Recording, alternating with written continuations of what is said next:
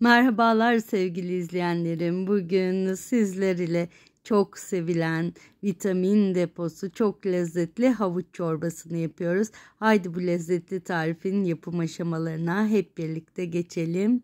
Tarifimiz için ilk önce bir tenceremizi ocağımıza alıyoruz. Üzerine 2 yemek kaşığı zeytinyağı, 2 yemek kaşığı tereyağı ilave ediyoruz. Tereyağı ve sıvı yağımızı, zeytinyağımızı bir kaşığımız yardımıyla eritiyoruz. Erittiğimiz yağlarımızın üzerine bir adet kuru soğanımızı ilave ediyoruz. 3 yemek kaşığı unumuz var.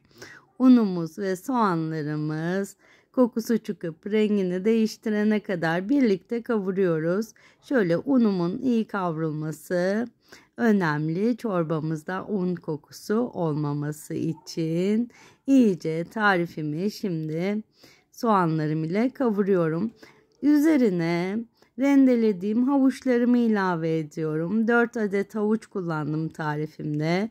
4 adet rendelenmiş havucumu da ilave ederek havuçlarım, soğanım ve unumu hep birlikte kavurma işlemine devam ediyorum.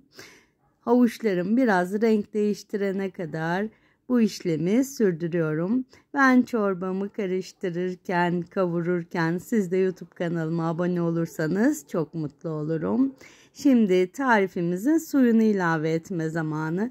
Tarifime 5 su bardağı sıcak su ilave ediyorum. Ve şöyle evet 5 bardak suyumuzu ilave ettik. Şimdi baharatlarını ilave ediyoruz.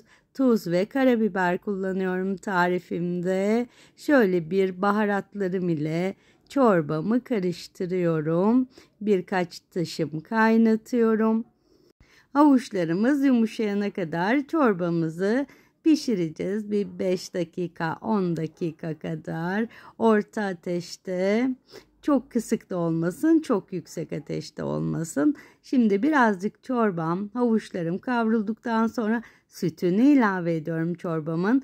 1 çay bardağı süt ilave ediyorum ve birazcık daha sütümle birlikte çorbamı kaynamaya bırakıyorum.